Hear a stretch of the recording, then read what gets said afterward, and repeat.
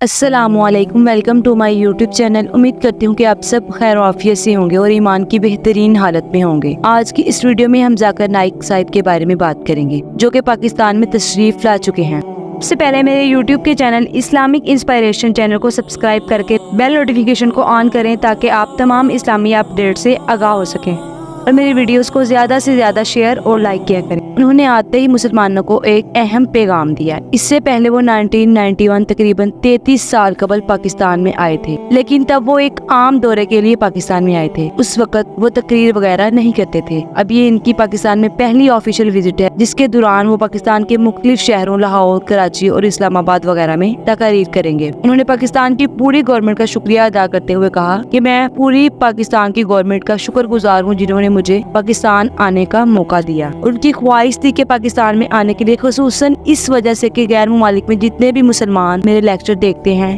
جن میں UK، قطر، سعودی عربیہ اور دبئی وغیرہ، ان میں سے جو پاکستانی ہیں ان کا ایک خاص درجہ ہے۔ ڈاکٹر ذاکر نائک صاحب کا کہنا ہے کہ مجھے سب سے زیادہ میری زندگی میں انویٹیشن پاکستان سے آئے ہیں، اور جب انہوں نے یہ اعلان کیا کہ وہ پاکستان آ رہے ہیں تو صرف چند دنوں میں ہزاروں انویٹیشن، لیکچر اور ملاقات کے لیے آ گئے۔ اسی طرح اگلے چند دنوں میں وہ پاکستان کے تمام اسلامی علماء سے ملاقات بھی کریں گے، اور انہوں نے کہا کہ اس دورے کے دوران میں امن کا پیغام لوگوں میں عام کرنا چاہتا ہوں۔ اس کے ساتھ ساتھ انہوں نے پاکستان کو جو اہم پیغام دیا وہ یہ ہے کہ مسلمانوں کے لیے جو سب سے بہترین گائیڈ جو آپ کے لیے ہے وہ اللہ کی آخری کتاب قرآن مجید ہے۔ انہوں نے کہا کہ آپ اسے ضرور پڑھیں، عربی کے ساتھ، اور اس کا ترجمہ بھی پڑھیے۔ انہوں نے قرآن پاک کو سب سے پازیٹیو کتاب قرار دی اور یہ سارے عالم کے لیے امن کی کتاب ہے۔ ڈاکٹر ذاکر نائک صاحب کا کہنا ہے کہ اگر وہ اسے اچھے طریقے سے پڑھیں گے اور اس پر عمل کریں گے تو انشاءاللہ ہم اس کا اجر دنیا میں بھی اور آخرت میں بھی ضرور حاصل کریں گے۔ اس کے علاوہ ڈاکٹر ذاکر نائک صاحب کا کہنا ہے کہ میں امید کرتا ہوں کہ پاکستان کے دوسرے علماء سے مل کر میرے علم میں بھی اضافہ ہوگا۔